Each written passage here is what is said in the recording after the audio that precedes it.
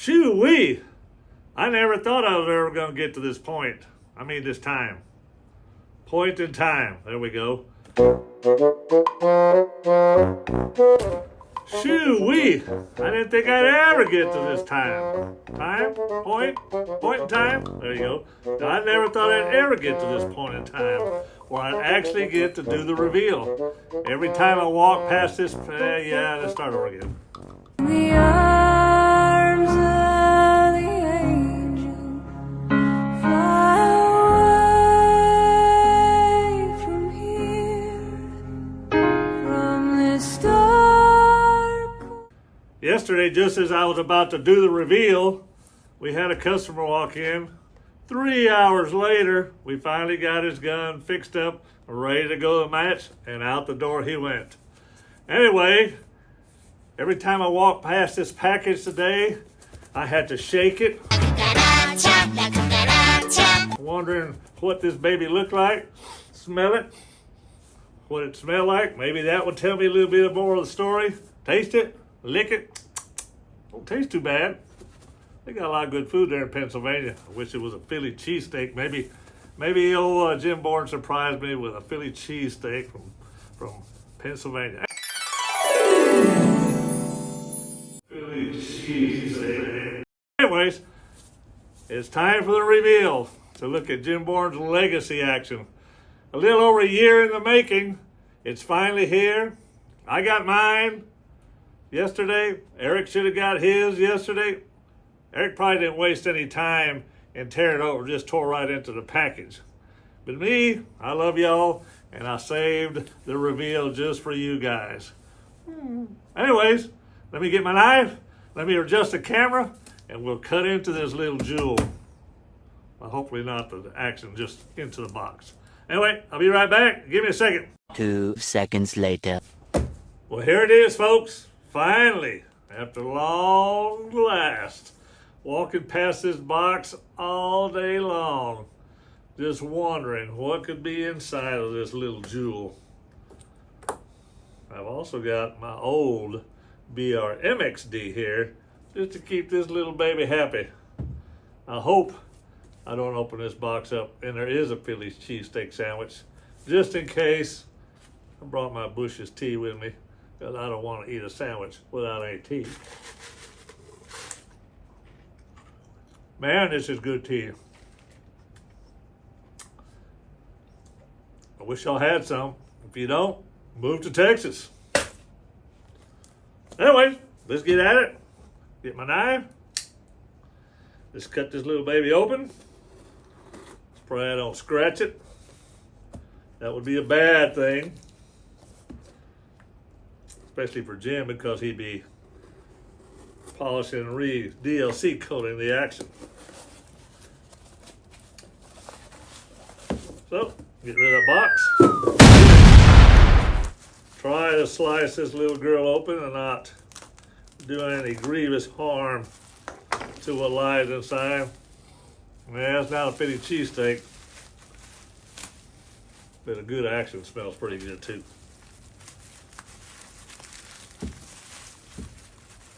So in the old days, when I used to play in a band, all those strings would come in individual packages. One of my favorite things to do when I was changing strings was to pull that string out of the package and toss that package back behind me like a little frisbee. Ooh. And here it is, the Black Knight, the Bkmxd. Actually, this says Black Knight on it. XD stands for extra diameter, in case you wonder what the XD stood for. Beautiful finish on it. The trigger hanger. I wonder if this will come out. No, he's got it locked in. I see it says something on the side. I'll post some individual pictures close up. Ooh, serial number. Bkxd 007. I bet you my buddy in the UK, Gary Costello, is wishing he had this, because he's the reason we call this thing the Black Knight. And I happen to have 007, which is my favorite number on all the planet. And hold on a second. I'll be right back. We have to have something for Gary Costello here.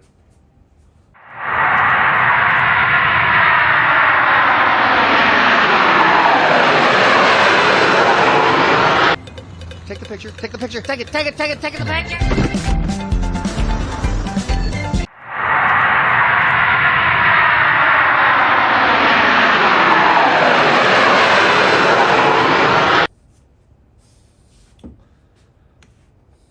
.007 from the UK. How fitting. I don't know if I'll shoot it or just put it up on display and make Gary jealous that he doesn't have 007. Da-da, da-da, da-da-da.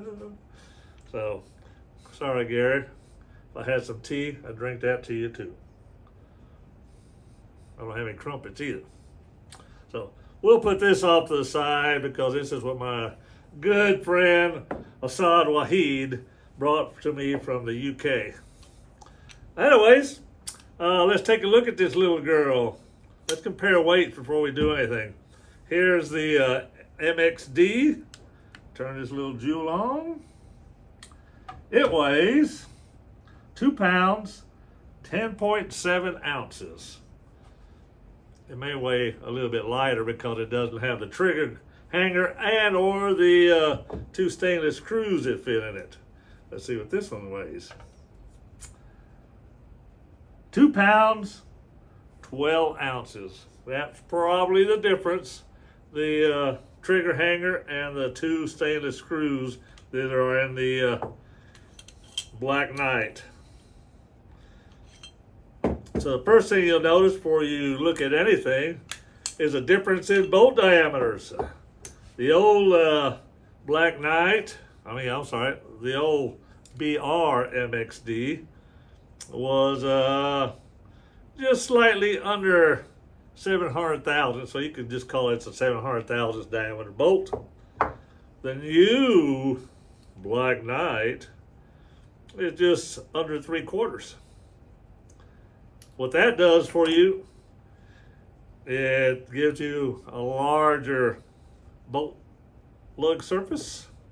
It also gives you a longer moment arm, making it easier to lift the bolt handle, especially up under extreme conditions where you might get a tight case, right before those clickers start. A longer moment arm is just like a longer lever. So the engineer term is a moment arm. So, man, I just can't get over it. There's that BK 007. Gotta like it. So, just doing a quick inspection of it, I can see that there's plenty of clearance around the cocking piece and the shroud. It's got the 2 safety notches in it, so I'm assuming this fire control still has the cross pin. I believe that the second generation of fire controls is going to have a threaded firing pin going into the cocking piece, eliminating that cross pin. Also, the new cocking pieces are going to include the weight like that we put into the bench guns that we shoot. On some of the receivers that we shot, it had a minimal 1/4 inch firing pin as opposed to the 280 thousandth firing pin that the new current Bordens have. So what we used to do to make up for that mass difference, we would take a piece of tungsten and machine it. Looks a lot like your bushings that you size with. In fact, I've made a sizing bushings in a pinch out of this same tungsten right here. It worked great. Lasts quite a while too.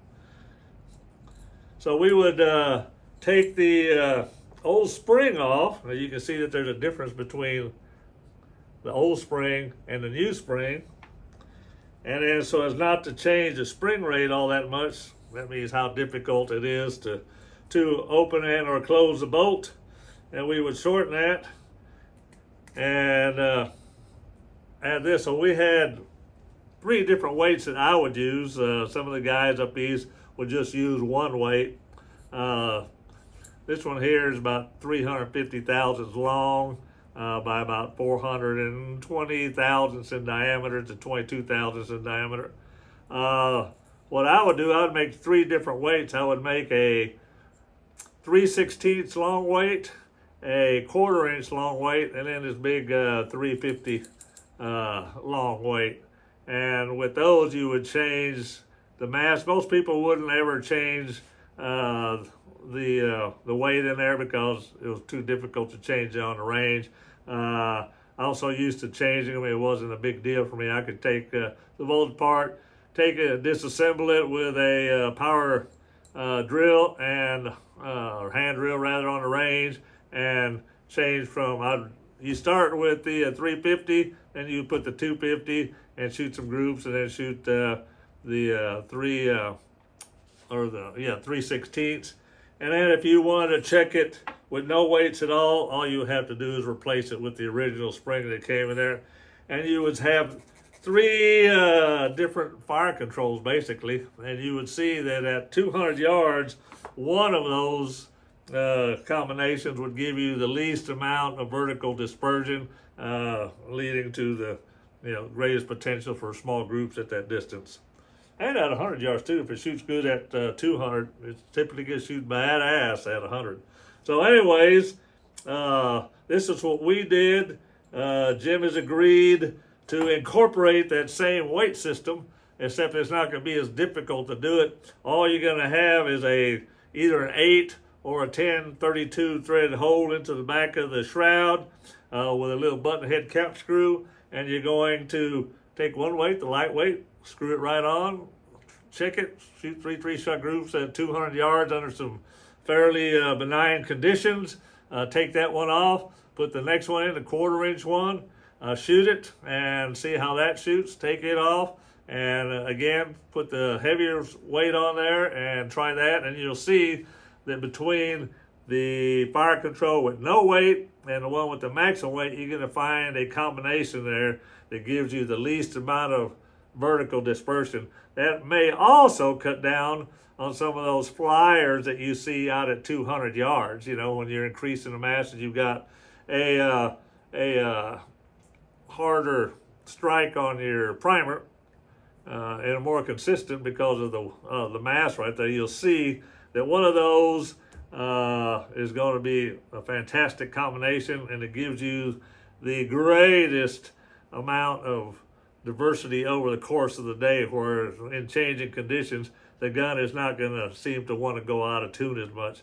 If you want to see a weight, go to the attack driver results from last year and look at Wayne Campbell's rifle.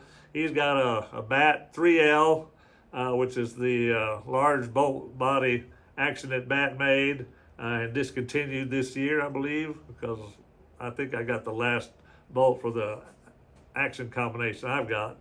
And you can see on the picture of his gun, I think there's two pictures of that rifle in there, you can actually see that weight sticking out of the back of it. So he made it simple for himself to just be able to change that weight from the back rather than to go into a whole lot of bolt disassembly on the range. And he won the tech driver with it last year. So there is some merit to it. Let's take a little bit harder look at this bolt. We'll check the firing pin protrusion real quick, if I can find my disassembly tool. First thing I do anytime I get a new bolt or a new gun is I check the cocking piece at the bottom of the cocking notch right there and make sure that there is clearance at the bottom of the cocking notch with the cocking piece right there. So on this one, it looks like there's about, maybe 10 to 15 thousandths clearance. You can see how easy it moves side to side. So it's not supposed to stop there. It's supposed to have clearance at the bottom. Where it's supposed to stop is right here on the front of this boss inside the bolt right there. This moves forward, stops right here, and that stops all forward movement. Not the cocking on, unless it's made that way by design, but I don't see too many. So that's good. Let me recock it. I'm going to set my firing pin protrusion tool, which will be available at shootsmallgroups.com with Eric Cortina.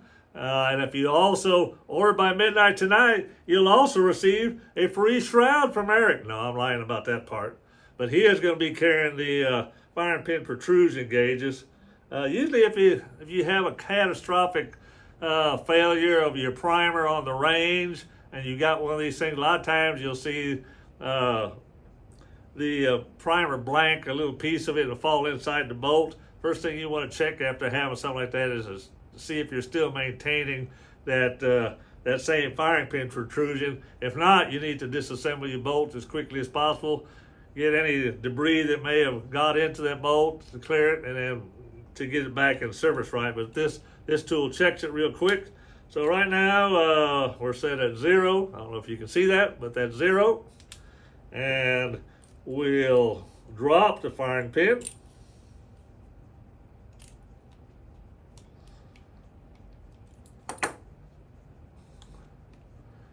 And it looks like we're right at 57 and a half thousandths firing protrusion right there. So the minimum is the 50 thousandths and the maximum is 60 thousandths. Jim's made me some firing pins in the past for the Bkmxd that were 65 thousandths protrusion, and that was to allow for people pushing the shoulder back, which with a 60 thousandths firing pin protrusion, that would mimic a firing pin protrusion of 58 thousandths. If your primer is seated, let's say 8 thousandths, which I think that's like the go-to number now to seat your primers, 8 thousandths, that's allowing you to hit the anvil at the floor of the pocket in the primer pocket, and then add a slight crush. And like I said, 8 thousandths for some reason is the go-to number, just like 2 thousandths is the right neck tension, and 2 thousandths shoulder pushback is the right shoulder pushback. You know, that should all be determined by the individual gun, in my opinion. But anyways, if we had 2 thousandths shoulder set back and 8 thousandths crush, and we had a maximum of 60 thousandths protrusion on our firing pin, that would take us right down to minimum of 50 thousandths. If we uniformed our primer pocket and that seating of the anvil on the floor of the primer pocket, and the crush gave us, let's just say, 10 thousandths, that would be our below minimum of 50 thousandths, which would give us, relative to the cartridge, about a 48 thousandths firing pin protrusion. So that was one of the reasons I asked Jim to make me the extra firing pin, or extra long firing pins of 65 thousandths. And so far they've worked pretty good. You know, the guys in the UK, all of the MXDs that we've sent there have had the 65 thousandths firing pin, and you can look at the success of Gary Costello, his protege Tom have had at the World Championships and at the matches this year.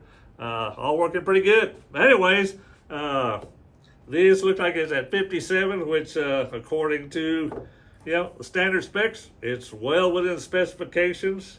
I'll just check this other Bkmxd here. Let's see what we've got here.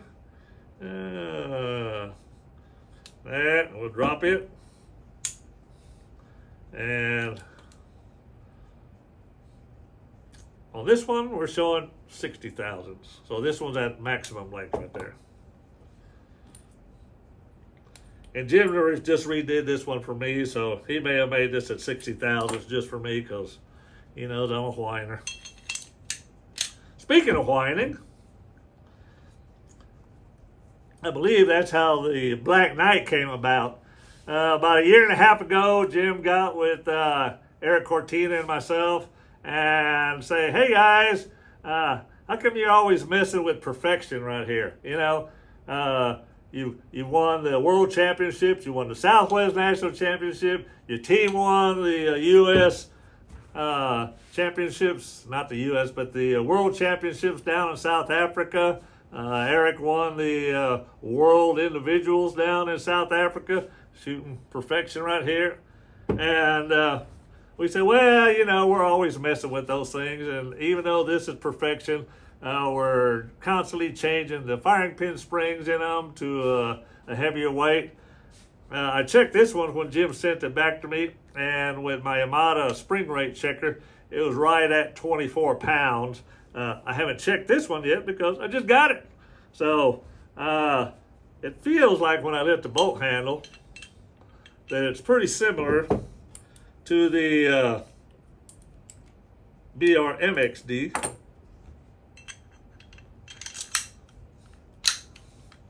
So, and there again, it could just be that this has got the longer handle and it's a heavier spring and it feels lighter because of that. I've done these so many times. So, I mean, just by the feel of it, I would say that this is probably a 24-pound spring. I'll have to verify that with Jim, or I can check it with my Yamada spring rate checker. There in the back, it's a digital spring rate checker that, well, we're trying to provide extra springs with guns and stuff that we do. We can check the spring rate and we can give you a new firing pin spring that's almost identical to the other one, so you can get 1, 2, or 3 if you want to change them down the road. Anyway, let's get back to the Bkmxd. Man, I'm so sorry that Gary Costello don't have 007. Man, I would hate to be in the UK and know that 007's in my hands. So the shrouds, when we redesigned them, there again we gave that the clearance around the cocking piece. You can see that this cocking piece is looks to be about the same size, it's just a different color. It might be slightly larger in diameter, but we provide the extra clearance around there, 15 to 20 thousandths, so that any debris or anything trapped inside the back, if you're out in the desert southwest, you've always got that blowing sand, a big cactus or saguaro comes hitting you in the back and hits the back of your boat and gets that debris inside there. You want some clearance so it doesn't drag. Also in the back of this, you can see it's got the same safety notches. Because it's black, it's hard to see.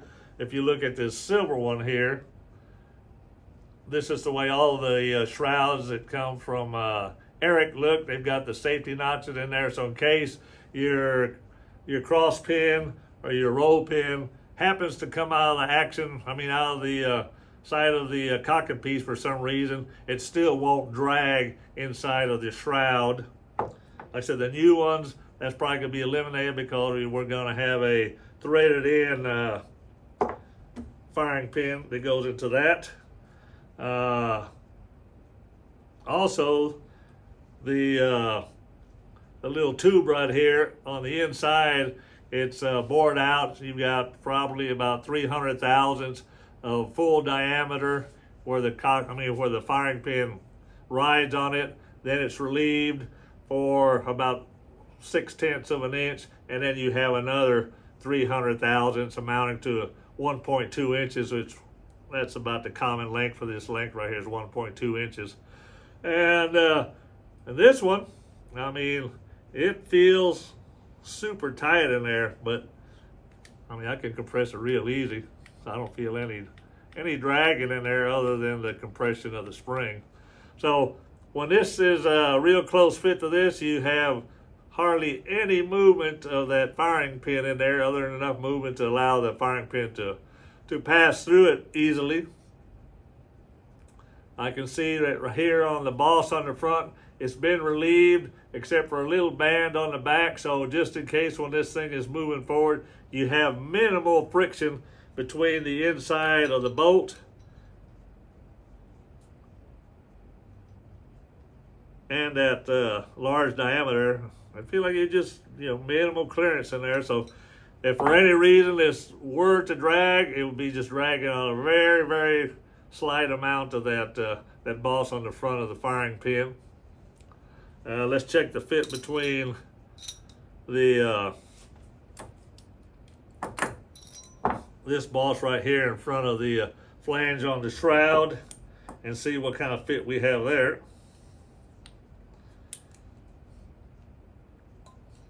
I know I'm subjecting Jim to a lot of scrutiny here, but Uncle Jim builds some pretty badass stuff. So anyway, this will be in the firing position with the cock and piece forward.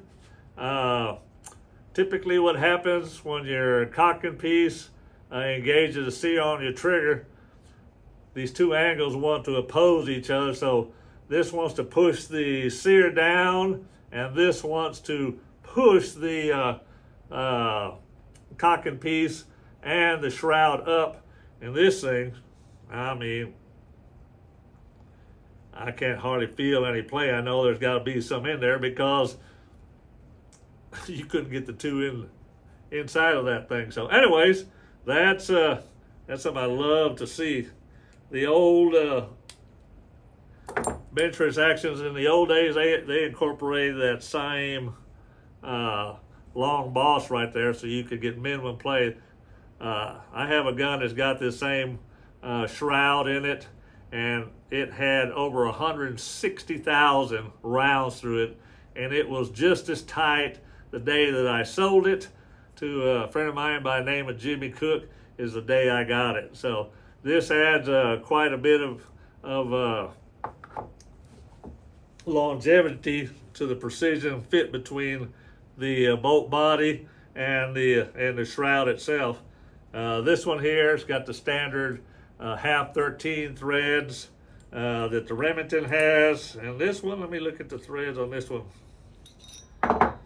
So Jim is continuing to incorporate the half 20 threads on this one. So if you want to disassemble this bolt, you have to have a special disassembly tool for the half 20, which is the same as a Ruger Model 77. And so far, I am very, very impressed with this little girl.